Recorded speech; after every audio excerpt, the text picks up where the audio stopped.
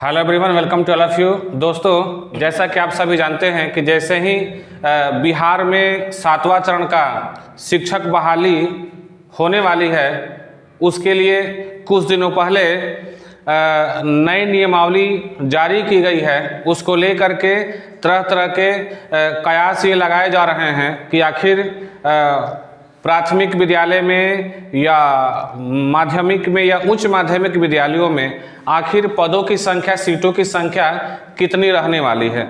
तो अभी तक अखबार के माध्यम से, अन्य न्यूज़ के माध्यम से यही देखा जा रहा था कि अलग अलग प्लेटफॉर्म पे तरह तरह की चीज़ें बताई जा रही थी कि प्रारंभिक विद्यालय में सीटों की संख्या 80,000 है, माध्यमिक में 1,20,000 है, या नॉन टीचिंग के लिए 1 लाख पद जारी किया गया है। लेकिन हाल ही में जो शिक्षा विभाग के द्वारा जो नई सूचना दी गई है, नई सूचना प्रेषित की गई है, उसके अनुसार ये सारी सूचनाएं जो हैं लगभग ऐसा लगता है कि गलत साबित हो रही हैं। हाल ही में बिहार के हर जिलों से लगभग रिक्तियों की गणना की गई है कि आखिर किस जिला के किस विद्यालय में कितनी सीटें खाली हैं। इसको लेकर के शिक्षा विभाग द्वारा सूचना दी गई थी कि जितना जल्द हो सके सभी जिलों से रिक्तियों की गणना करके और विभाग में भेजने का काम करें। तो पिछले दिनों ही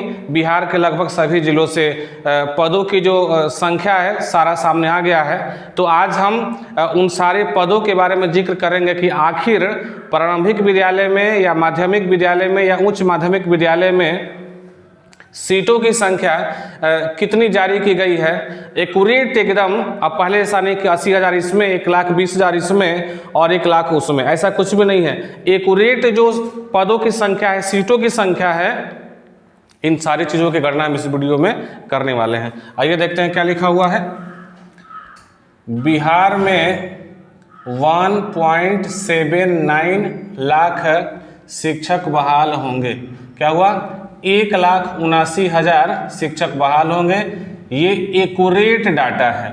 इतना ही जो है रिक्तियों की गणना की गई है। आगे क्या लिखा हुआ है?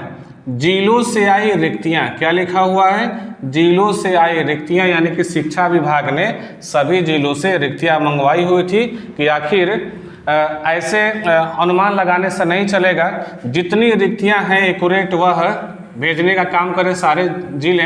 तो सभी जिलों से रिक्तियों को मंगा लिया गया है। आइए बिंदुवार देखते हैं, इसका विश्लेषण करते हैं कि आखिर किस जिला में या किस क्लास की कितनी पदों की संख्या है।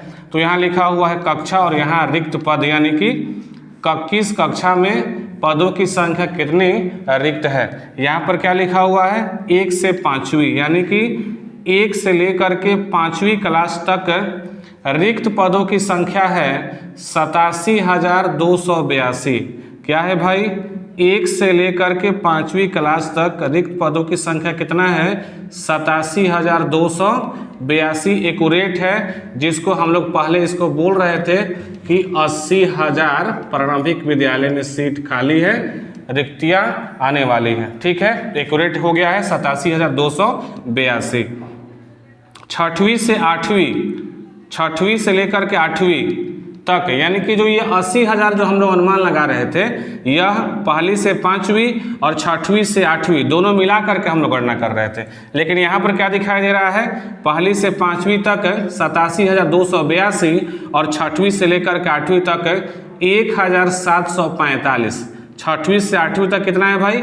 1,745। ये जो आंकड़ा दिखाया गया है विभाग द्वारा, शिक्षा विभाग द्वारा, ये थोड़ा पच नहीं रहा है। देखिए, जहां 1 से 5वीं तक 87,282 है, वहीं 6वीं से लेकर 8वीं में कितना है? 1,745।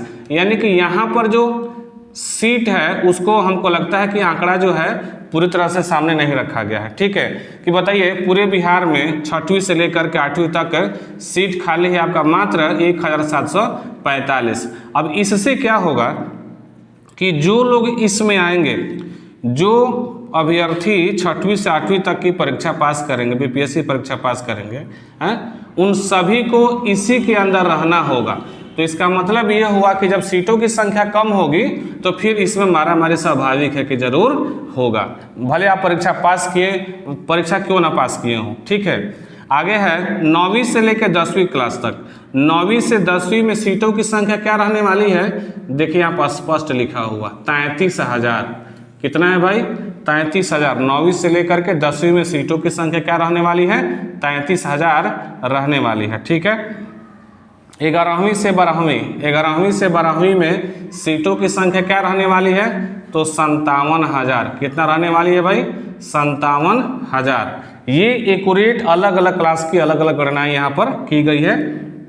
सबको काउंटिंग करने के बाद यहाँ पर आंकड़ा आ रहा है 1,79,027 पद रिक्त हैं और इसी पर बहाली जो है होने वाली है। कहाँ पर, बिहार में बहाली होने वाली है। इसको लेकर के बहुत जल्द ही बीपीएससी द्वारा परीक्षा जारी होने वाला है। ऐसा लग रहा है कि मई के महीने में ही इसके लिए फॉर्म भरना चालू हो जाएगा और जून के अंत तक इसकी परीक्षाएं हो जाएंगे। ठीक है, अब सवाल यही होगा कि भाई बीपीएससी परीक्षा कौन लोग देंगे, बीपीएससी परीक्षा में कौन लोग बैठ सकते हैं, तो बैठ वहीं सकते हैं। अगर मान लीजिए कि इन सब में शामिल होना है किसी को, तो वही लोग शामिल हो सकते हैं जो सीटेट का पेपर 1, चाहे बीटेट का पेपर 1 पास हो, चाहे सीटेट का पेपर 2 पास हो, चाहे एस्टेट का पेपर 1 पास हो और चाहे एस्टेट का पेपर 2।